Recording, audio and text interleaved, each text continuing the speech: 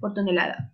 El literal A me pregunta que cuál es la máxima fuerza de tracción posible en la barra si el coeficiente de tracción entre la superficie del camino y las llantas es de 0.6 y que calculemos la resistencia al rodaje y a la pendiente.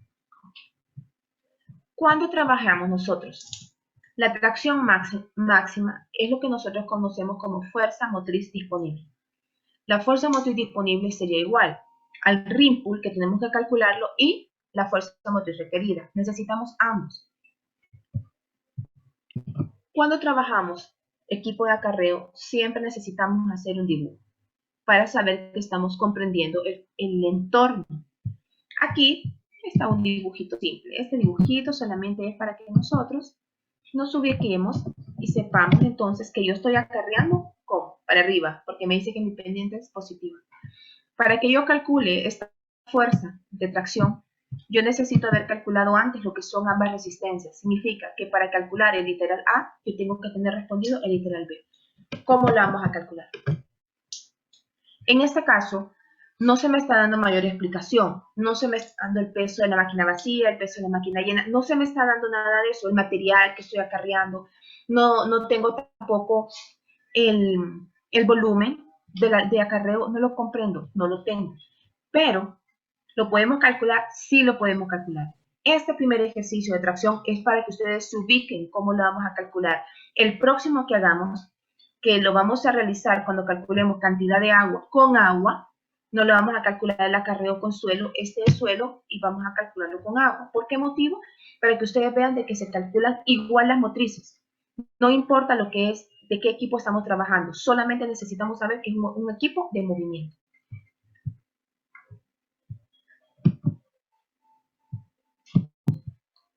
Bueno, voy a copiar el peso de la máquina y la distribución.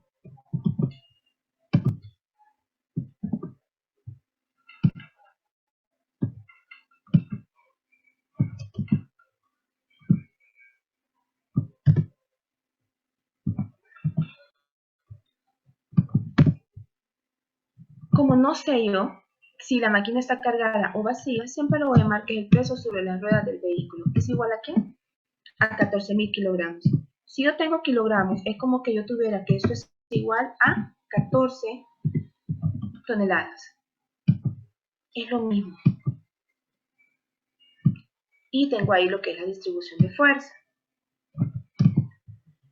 Como necesito calcular las resistencias, no puedo calcularla en regreso, solamente en acarreo. ¿Por qué? Por lo mismo, porque no tengo mayor descripción de mi máquina. Entonces no puedo calcular el peso de esa máquina vacía. ¿Cómo lo vamos a hacer? Vamos a calcular entonces la fuerza motriz requerida. ¿Cómo? En acarreo.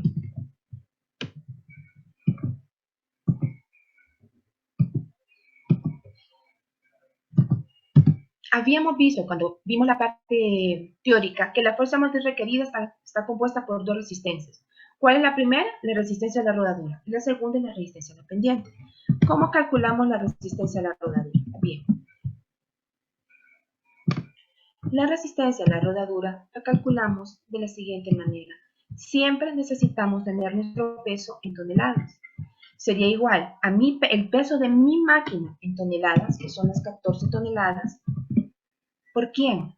Por el coeficiente de resistencia de rodaje. El coeficiente de resistencia de rodaje me dice a mí que es de 35 kilogramos por tonelada.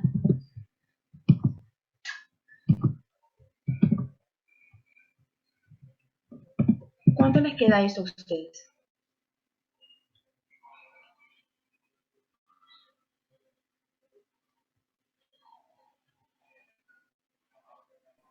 $490. 490 kilogramos. 400 kilogramos, correcto.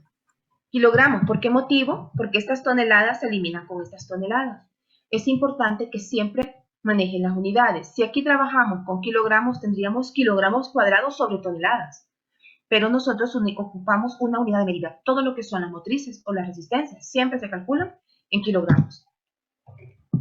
La resistencia a la pendiente es igual a ¿quién? Al peso de mi máquina en toneladas. ¿Por qué? por una constante. Para que nosotros tengamos lo que es la penetración de 1 centímetro de las ruedas de mi máquina sobre la superficie del camino, que sería lo ideal o lo óptimo para que tengamos nosotros la máxima tracción en el equipo, nosotros necesitamos agregar 10 kilogramos de peso por cada tonelada adicional de él. Entonces, esa es una constante siempre. Cada vez que calculemos resistencia a la pendiente, siempre vamos a colocar los 10 kilogramos por tonelada. ¿Por quién más? Por la pendiente. Cuando calculamos nosotros pendientes, resistencia a la pendiente, nunca la vamos a poner en decimal, siempre está en porcentaje. Entonces sería aquí por 2.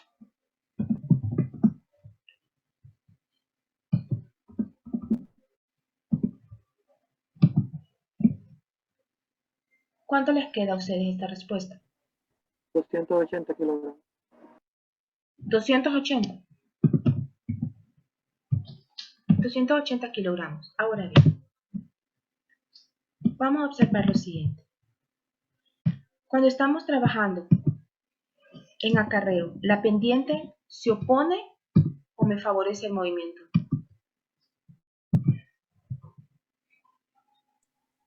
Se opone. Se opone. Entonces significa que yo lo sumo a la rodadura. Si la pendiente favorece el movimiento, yo lo resto. Pero ahorita se opone al movimiento, entonces yo se lo sumo al rodaje. ¿Por qué lo sumo? El sentido es de que la rodadura siempre se opone al movimiento. El suelo siempre se le va a oponer al movimiento. Entonces, cuando la pendiente también se opone al movimiento, usted tiene un adicional de resistencia. Entonces se suman. ¿Cuánto les queda esto?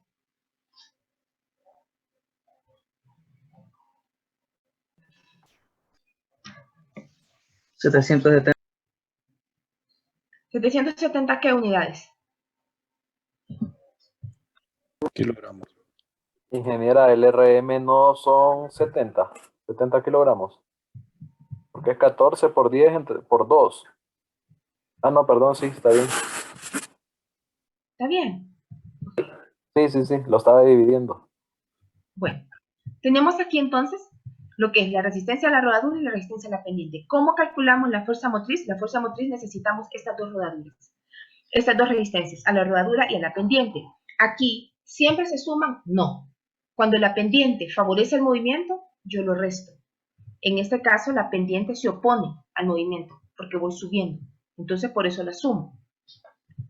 Para que calculemos entonces ahora, ¿ya tenemos aquí las resistencias? Sí. Esta es el literal B. ¿Cuál necesitamos ahora? Necesitamos entonces responder esta parte de aquí.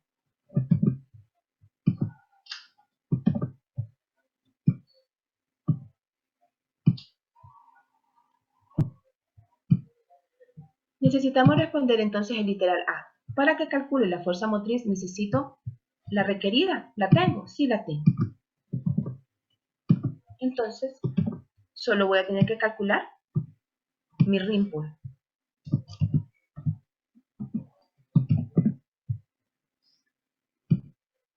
¿Cómo calculamos el rim pull? El rim pull tenemos dos formas de calcularlo. El número 1 es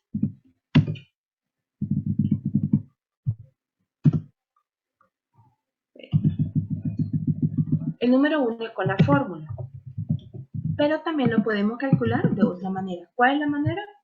La manera más fácil que tenemos de calcularlo sería a través de la distribución de carga. ¿Cómo lo hacemos?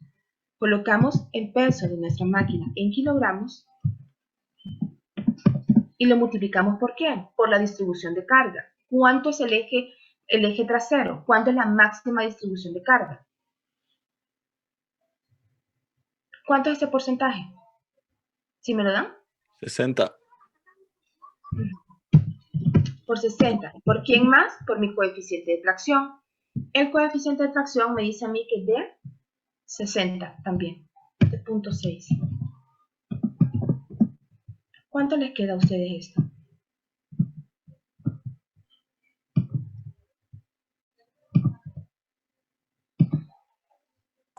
5.040 kilogramos.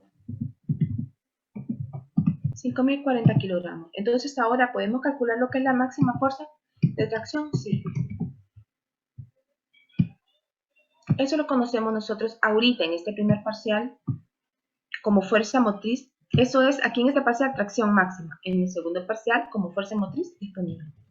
Entonces tenemos aquí la tracción máxima.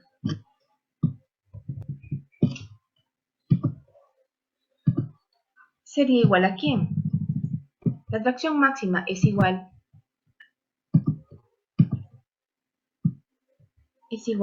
a mi rim pull o mi fuerza motriz utilizable menos mi fuerza motriz requerida, que son los 770 kilogramos. ¿Cuánto les queda esto?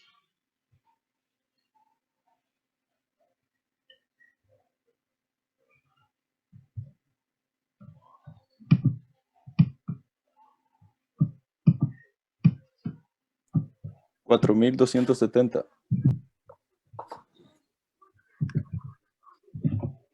4.270, ¿qué? ¿Qué unidad? Kilogramos. Okay. ¿Cómo interpretamos esto? Cualquiera le va a hacer esta operación, pero usted necesita saber qué datos o qué, para qué nos sirve. Bueno, lo que nosotros necesitamos de fuerza para poder trabajar o realizar lo que dice movimiento es 0.7 toneladas. Eso es lo que usted necesita. ¿Cuánto es lo que puede usar de fuerza de esa máquina? Usted puede utilizar 5 toneladas, pero eso no ocupamos ni siquiera una, ocupamos 0.7 toneladas. ¿Cuánto es la fuerza adicional que queda? ¿Cuánto es lo que aún después de que su máquina realice el trabajo tiene esa potencia para realizar? Son 4 toneladas más, son 4.270 kilogramos. Ustedes, no sé si han tenido oportunidad de viajar aquí a Occidente y ver las cañeras. Son de las rastras que nosotros podemos decir que son más grandes. Nosotros podemos encontrar ahí hasta rastras con 6 ejes, porque va el cabezal y se le van añadiendo hasta 3 contenedores extra. En esa zona, en la zona de Copán, en la zona de entrada, toda esa zona es bastante circulado por este tipo de maquinaria, sí. ¿Cómo calculamos nosotros eso? Se calcula de esta misma manera. Todo lo que es acarreo, movimiento, esté moviendo en lo que usted esté moviendo. Entonces, nosotros ocupamos 770 kilogramos, podemos utilizar 5.040. Entonces, ¿podríamos nosotros añadirle tal vez un vagón? Sí, porque tenemos 4.200 kilogramos todavía disponibles para ello. Significa que esa máquina va sobrada. ¿Sobrada por qué? Porque lo que lleva o lo que está moviendo prácticamente no le está quitando ni fuerza ni el lugar donde está trabajando, disminuyendo la potencia. ¿Claro hasta aquí? ¿Comprenden lo que es la tracción?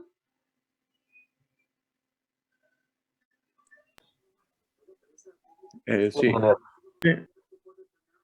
Esto es fuerza motriz. Todo lo que son las motrices son tracciones. Las resistencias son tracciones. El coeficiente de tracción depende de lo que es el tipo de rodadura o de superficie del camino y es una tracción. Todo lo que son estas fuerzas, todo tiene que ver con movilidad, todo es motriz. Fuerza motriz requerida, fuerza motriz utilizable y fuerza motriz disponible. ¿Qué es el rim pull? Fuerza motriz utilizable, es lo que yo puedo usar. Si mi máquina necesita más de lo que yo puedo usar, esa máquina no se le mueve. Tal vez si está en una pendiente cero o una pendiente descendente cuando empieza el acarreo, pero una pendiente no la sube. Si nosotros necesitáramos 5.200 kilogramos, significa que esa máquina no la puede mover usted del sitio. Necesita disminuir lo que es esa capacidad de acarreo. Muchas veces mi máquina puede con esa capacidad en volumen, pero no esa capacidad en movimiento. Y esto es lo que nos dice a nosotros si la máquina es capaz de hacer el movimiento o no. ¿Bien hasta acá? Otra observación. Ahorita, la fuerza motriz requerida me quedó positiva, pero no siempre es así. Cuando la pendiente supera lo que es la tracción del camino o la pendiente supera realmente lo que es la resistencia que pone la rodadura al suelo, el suelo a la rodadura, significa de que nosotros vamos a tener superada lo que es la resistencia a la rodadura por la pendiente. En ese caso nos va a dar negativo. En ese caso nos daría aquí este dato negativo. No porque la fuerza motriz requerida sea negativa, al momento de calcular mi tracción, yo voy a decir menos por menos más. No. Siempre es negativo. Siempre. Es una resta. siempre.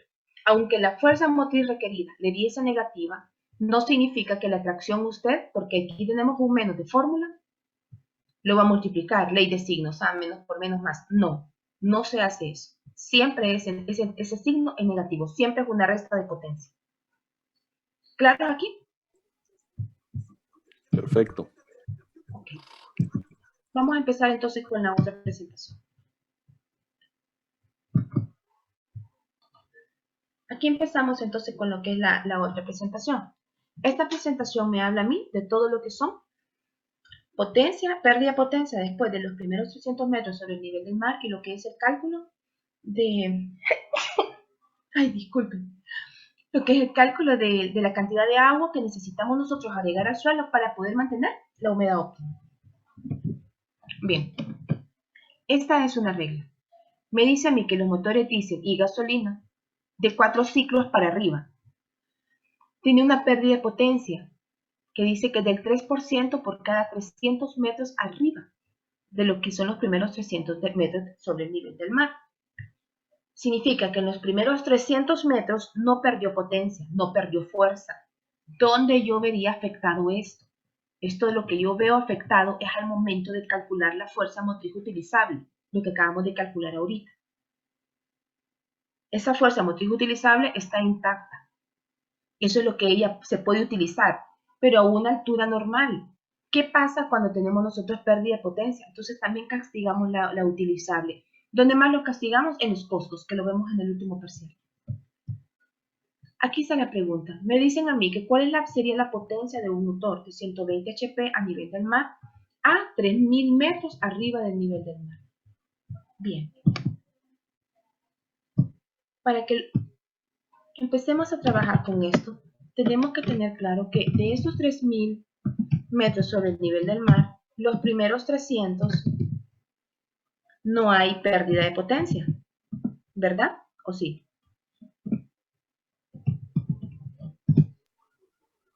¿Verdad? Ok, 2700, entonces tenemos aquí los 2700.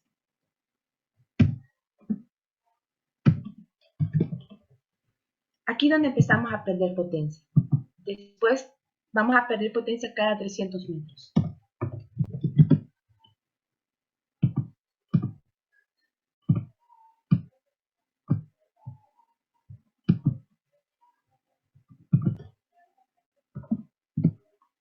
Ahí está. Entonces, sobre estos 2700 vamos a calcular esa pérdida. ¿Cómo lo hacemos? Lo más fácil que podríamos hacer nosotros es calcularlo por una regla de 3.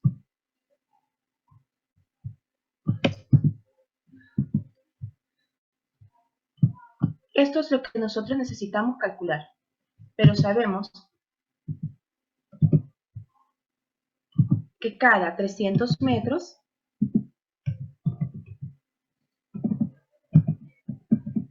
pierde ¿cuánto? El 3%. Esto no puedo poner las letras. Pierde el 3%. Entonces yo necesito conocer a esta altura donde estoy ahorita cuánto es lo que realmente está perdiendo. Entonces lo calculo. Si me ayudan a calcular X, por favor.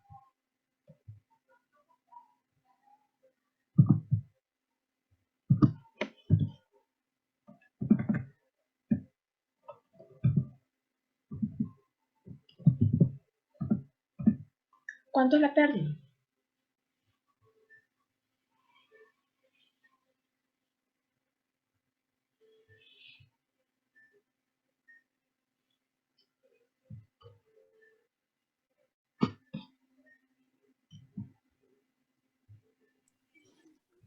Ese 3% lo ponemos en 0 punto para multiplicarlo, ¿verdad?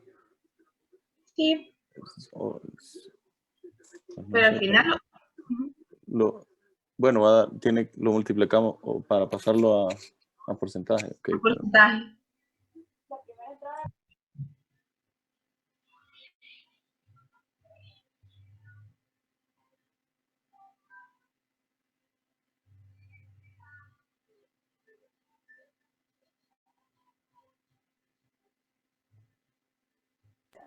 Pues me da 27, pero no sé ahí los compañeros.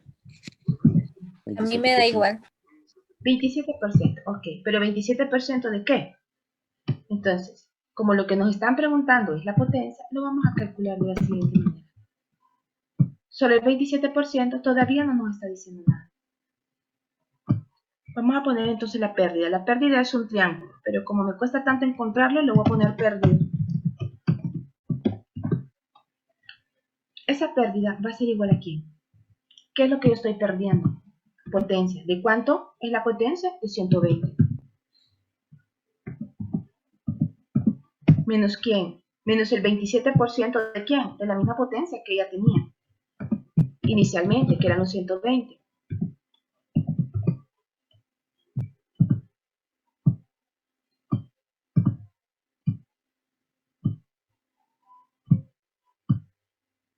¿Se calculan cuánto es la potencia disponible de ella?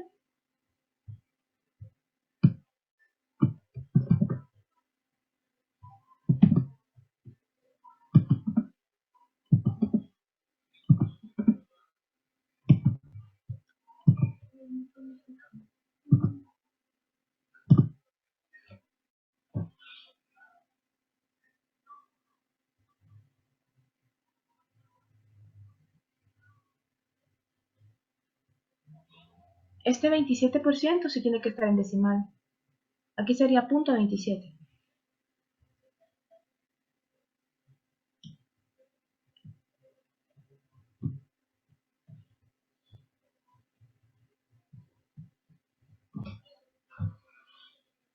Ese punto 27 lo multiplicamos por los 120 también. ¿Sí? Queda negativo, ingeniera, menos 87.6. Es imposible. Tiene que ser pero- positivo. Es 120 menos Sí, 87 por 120. Ajá. da 87.6. 87.6. Pero positivo. No es posible Sí, que positivo. A mí me da negativo. no es posible. 120 menos 0.27 por 120. No, sí, bueno, a mí me da positivo. Tiene que dar positivo porque estamos hablando del 27% de 120. Aquí Sí, tenemos todavía 77%. Sí, ingeniera, lo siento. 73%. Ok. Y positivo 87.6. Ok. Entonces, esta es la potencia que nosotros tenemos disponible para mi máquina, aquí trabajando aquí a altura, a 3000 metros sobre el nivel del mar.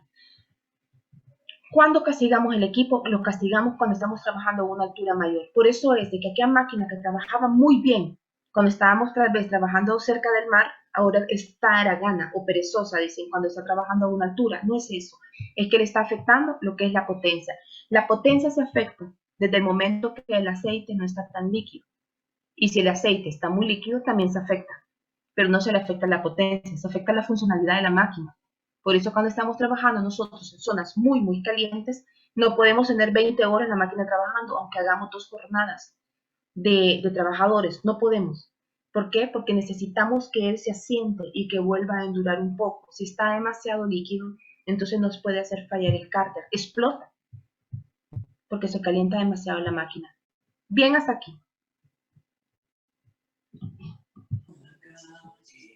Okay. Vamos a empezar entonces con este ejercicio. Este ejercicio es el de cálculo de agua. Me dice que en un tramo de la carretera sea 5 nivel hombre, Seguro Cupido malinterpretó el agua como cada noche no estás en la casa. Compañera, ¿quién tiene el agua? Belkis. Tal vez se le Tiene a activó el Meletti, micrófono. Belkis. Lo siento que me haya salido y no sé, se conectó y no me fijé, disculpe. Ok. Estamos aquí. Me dice a mí que en un tramo de la carretera sea 5 Río del Hombre, en el Carrizal, Río del Hombre Carrizal, se requiere el acarreo de 1800 metros cúbicos sueltos de material, con los siguientes datos. Me dan el peso específico del suelo, tengo la humedad inicial y la humedad óptima, la capacidad del tanque cisterna, la distancia de acarreo, la pendiente al río, el factor de rodadura, la velocidad de la bomba de agua, de carga y de descarga. ¿Qué es lo que me están preguntando? Bueno, ahí tengo el peso de la máquina, peso sobre las ruedas del vehículo, la distribución de peso, y me pide a mí, vamos a ver, el literal A me pide a mí encontrar la cantidad de agua que hay que agregar.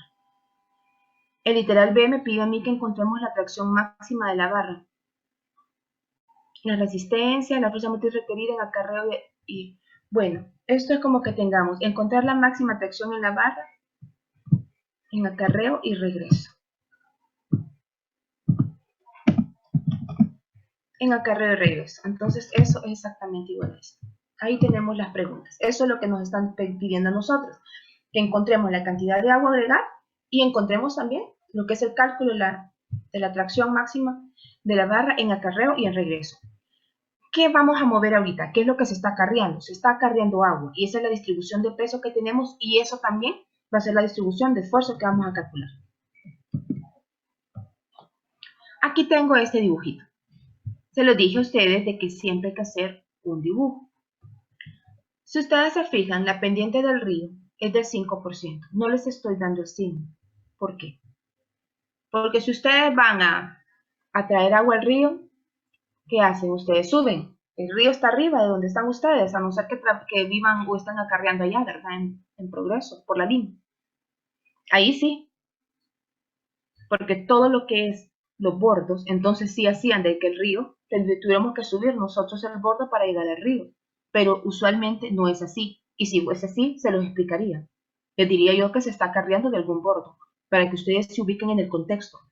Nosotros no vamos a buscar, entonces, acarrear en una pendiente descendente cuando es un río. Este es el lecho de mi río. Entonces, ¿cómo va a ser el acarreo? Es ascendente. ¿Comprenden? Sí, ingeniero. Sí, ingeniera. Bien. Al momento que vamos a calcular la cantidad de agua a agregar, ¿qué es lo importante que debemos hacer? De las cosas que importantes que vamos a calcular es lo siguiente. Es de que tiene una humedad inicial. La única forma que nosotros tengamos un suelo completamente seco es que sea de horno.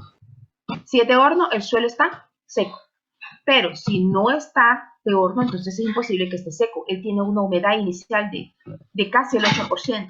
Y necesitamos nosotros agregar entonces el 12%. Si nosotros sumamos estas dos cantidades, si a este suelo con esta cantidad de agua le agregamos el 12, lo saturaríamos. Y estaríamos hablando de que el suelo estaríamos hidratando al 19%.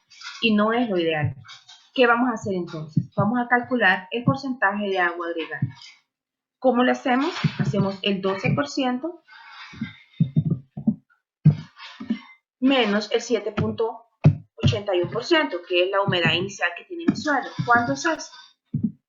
¿Qué porcentaje voy a agregar de agua? 4.19.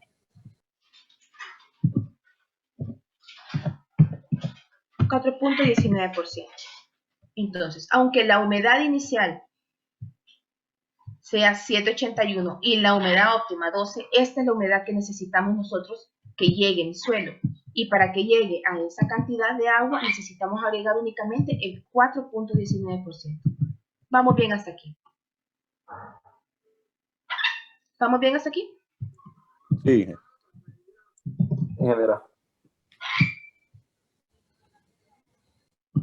Para eso vamos a calcular el peso húmedo. ¿Cómo se calcula el peso húmedo? Bueno, esto es de suelo, ustedes lo han de requete saber, porque tengo entendido que vienen de suelos. El peso húmedo es igual a ¿qué? Sería igual al volumen que yo voy a mover o que voy a compactar por su peso específico. Vamos a ver, no lo tengo aquí. 1800 metros cúbicos sueltos.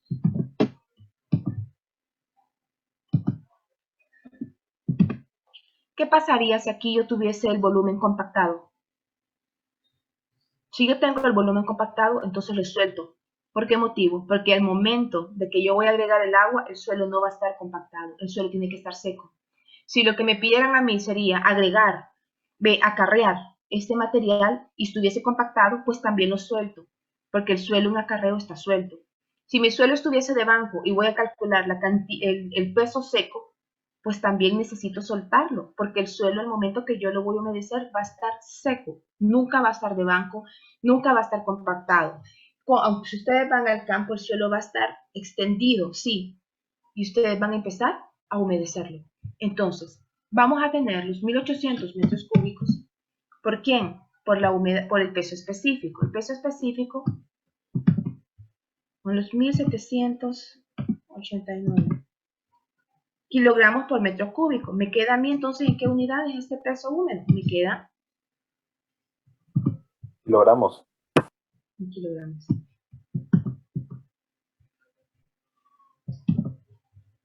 ¿Cuánto les queda? Si lo calculan, por favor.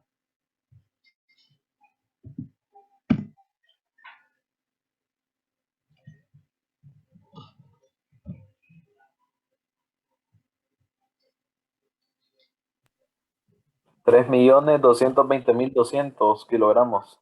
Ingeniera. Así. Sí, correcto. Eso es lo que pesa esa cantidad de suelo en kilogramos.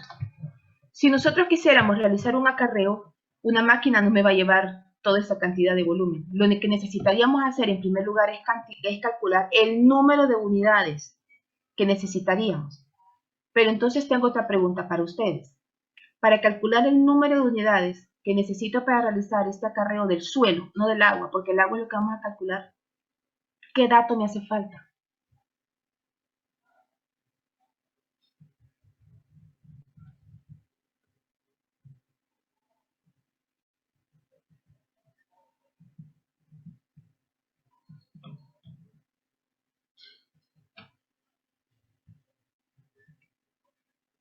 ¿Qué dato me falta?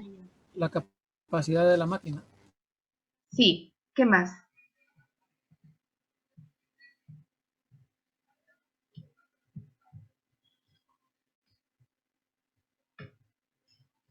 Si yo necesito calcular número de unidades, ¿qué datos necesito?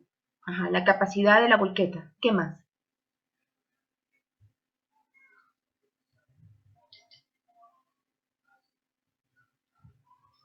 Y el volumen requerido, que es lo que necesita mover. El rendimiento requerido. Para calcular rendimiento requerido, ¿qué necesito? Porque el volumen sí lo tengo. El tiempo. El tiempo en el cual tengo que realizar ese trabajo. Sí. Yo tengo el volumen el trabajo que tengo que realizar, sí, es el movimiento de los 1800 metros cúbicos sueltos. Entonces, para calcular yo el número de volquetas, necesito, aparte de la capacidad de la volqueta, necesito saber el tiempo en el cual necesitas realizar este movimiento. Para de esta manera calcular el número de unidades. Bien, tenemos ya el suelo seco, el peso seco. Vamos a calcular el peso húmedo. Vamos a calcular ahora su peso seco.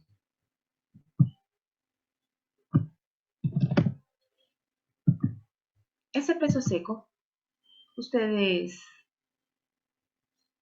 yo sé que todas estas cosas ustedes las miran, pero a veces las olvidan o creen que no son tan importantes y son muy importantes.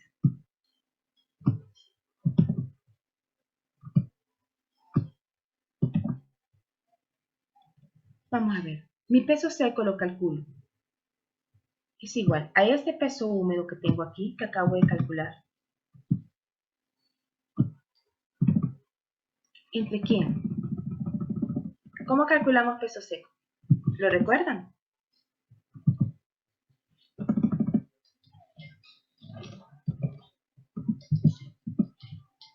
¿Recuerdan cómo calculamos peso seco? No, ingeniera. Tenemos aquí el peso húmedo entre quién? 1 más el porcentaje de humedad inicial, no la humedad óptima. Porque la humedad óptima fuera si este peso se debiera al 12%, pero no se debe al 12%. Este peso se debe al 7.81, entonces sería 7.81, como es un porcentaje, entre 100. ¿Cuánto les queda de ese peso?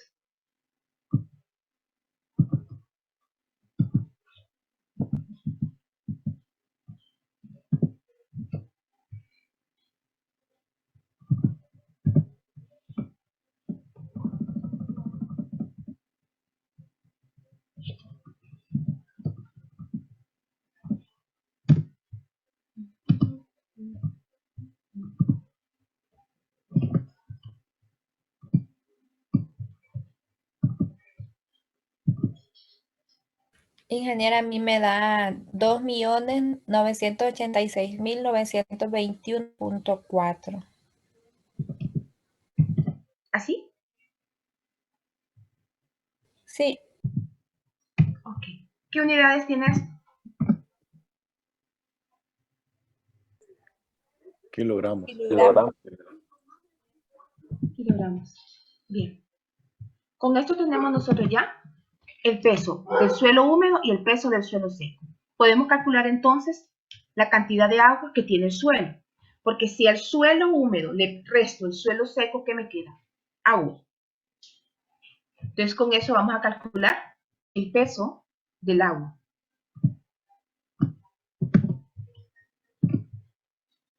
¿Qué cantidad de agua posee el suelo? Aquí. Sería igual a este peso que acabamos de calcular nosotros, que es mi peso húmedo, menos ¿quién? Menos el peso del suelo, porque esto es el suelo. Ya le hemos sacado lo que sería el agua.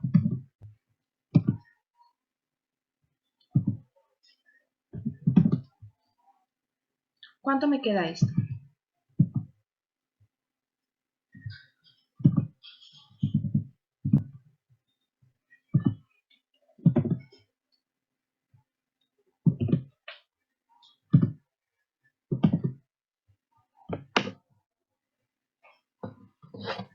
$233.278.6. ¿Qué? Kilogramos.